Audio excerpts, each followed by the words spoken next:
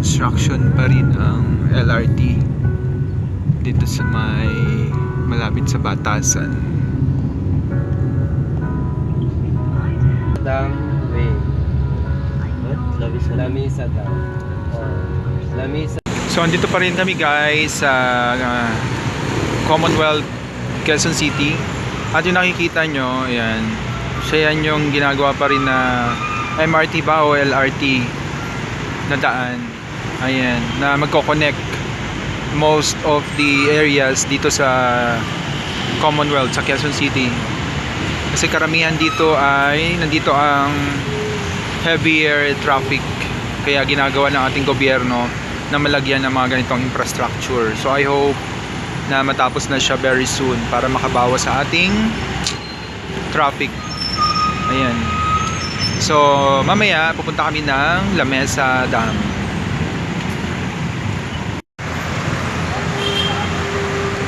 Hi guys, good morning. Good afternoon. So for this video today, I'm gonna show you some roads of Metro Manila because pupunta kami ng Lamesa Eco Park. Mag-ocular inspection kami kasi for our activity. So gusto ko siyang i-share sa inyo. It's some kind of joyride also from my place in Manila to here in Quezon City. So please watch this video, lalo na doon sa mga gustong makarating ng Metro Manila at wala pang masyadong idea ng mga daan dito, ayan, ng traffic situation. Pwede nyo makita sa video na to. So I hope you will watch this video and be informed, and I hope na meron kayong makuhang vital information if you happen to be na gusto nyo makabisita dito sa Quezon City. So I'm gonna show you some of areas of this place. Bye bye guys. So ito na guys yung way papunta ng Lamesa Dam, Lamesa Eco Park.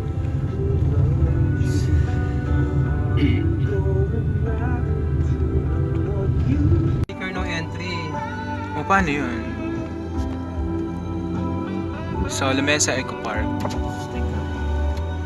Papunta po. Musical director, every day para iwas sakit at gastos. Available in all leading grocery, supermarkets, and sari-sari stores nationwide. Thank you, Wishers. Hello, Wishers. It's 12:16 on the clock. It's a brand new hour. It's a brand new day. So ito na guys yung entrance ng Lamesa Eco Park. And Wishers, after a long journey through the first month of 2020, finally we can all say it's the end of January. So hi, Wishers. My name is Jenny, and we are now on the first stretch of the show. You know, Wishers, so many things happened within the first country.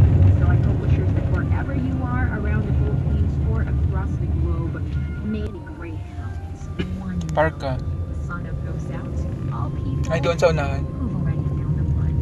My name is Jenny. They're tuned into the wish list, and we care. So finally guys, we reach the Lamesa Eco Park. So ito yung entrance. Merong mga park rules and regulation. Huwag nyo kakalimutan yan na i-observe. So ito guys yung pwede nyo i-expect sa loob ng Lamesa Eco Park. Ito yung mga activities na pwede nyong bigyan ng pansin. Ayan. So dadaan muna kami sa information booth para itanong namin yung ibang mga information.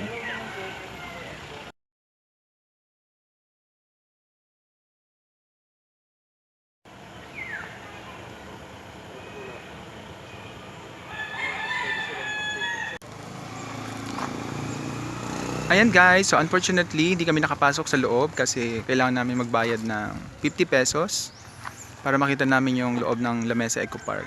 Pero siguro sa Sunday na lang pagpunta namin, ayun, saka na lang kami papasok sa loob. Anyway, meron na akong konting idea doon. Pero for this video, hindi ko sa inyo mabibigay muna information. So please hang on there guys. So isi-share ko rin sa inyo yung ibang information ng Lamesa Eco Park very soon. Okay? Bye-bye!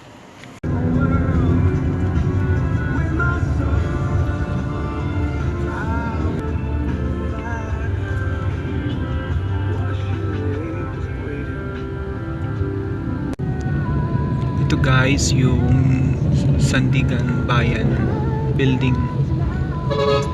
So kapag yung mga politiko may kaso, usually dyan sila pumupunta. Para ayusin yung kanilang mga kaso. Sandigan Bayan. So mahabang construction guys ng Skyway, MRT lanes. Yan, yung mahabang yan.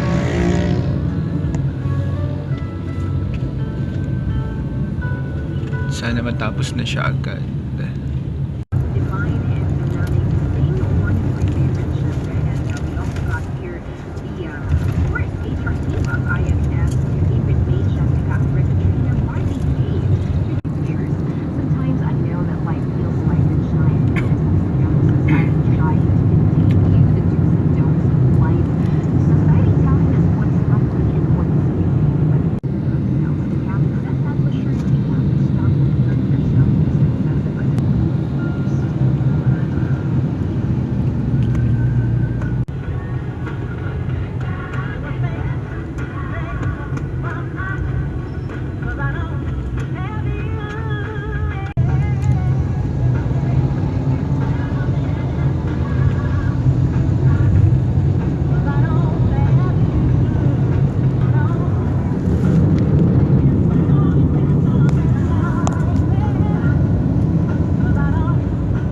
Ideal City Circle. This is yung Quezon City Circles.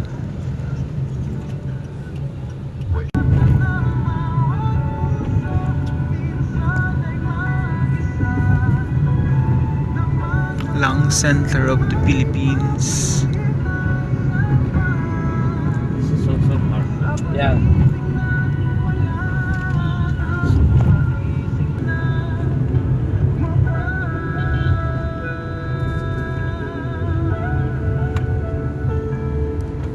So ito guys yung itsura ng daan.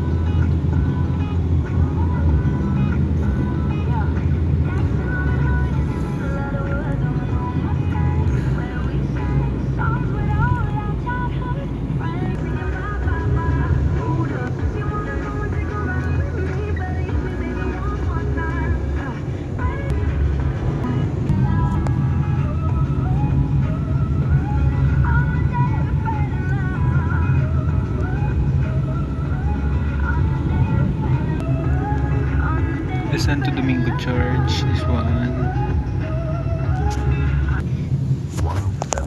Which is 113. This time shot was brought to you by Golden Oats Plus. Para masigla at malusog, ugaliin kumain ng Golden Oats Plus every day. Para iwas ahoy! All hands ahoy! Abasye, yo ho ho! Get hooked on January 31st, 7 a.m. to 8 p.m. at 11 p.m. at Philippines University in Tramuras, Manila. The senior high school in Satsville will hold the Off the Hook, an opening program for the second semester. Stop by to witness all the action. We can't wait to see you there. It is Smiley Bear that day at the bago kong lab. She's for every day. The Get Up and Go Cereal Oats Carrot.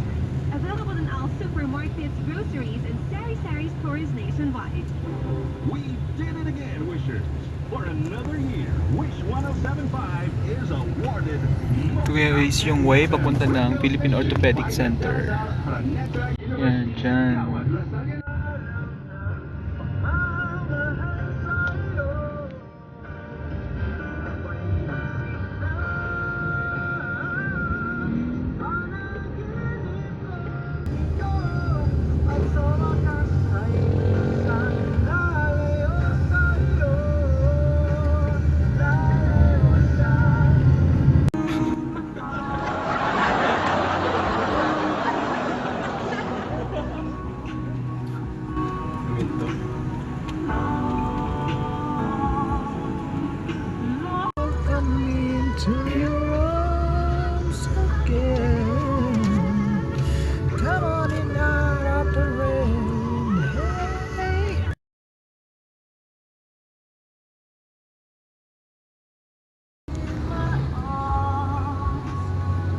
So ayan guys, so pabalik na kami sa aming bahay.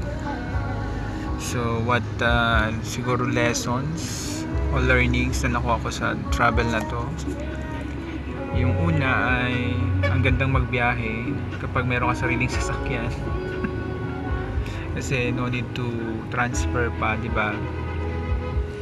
Pag magko-commute ka, napakahirap kasi syempre kinakailangan mong magbiyahe gamit ang jeep or ang angkas or any other means of transportation. So mahirap siya, especially kung ilang lugar yung pupuntahan mo, napakahirap niya. Pero ganun talaga, kinakailangan natin na bumiyahe araw-araw dahil wala naman talaga tayong choice. So kung ano na lang yung available na means of transportation, ayun, dun tayo guys. Basta ang importante ay makarating tayo ng maayos sa ating pupuntahan. So ingat-ingat tayo, makarating tayo ng buo buhay sa ating mga pamilya, kahit ano pang klaseng biyahe yung gamitin natin or mode of transportation yung gamitin natin. Importante ay buhay tayo makakarating sa ating paroroonan. And yun lang guys, so ilang tips lang yon kung kayo babiyahe, especially dito sa Metro Manila, sa areas ng Quezon City. So always take care and yeah, bye bye.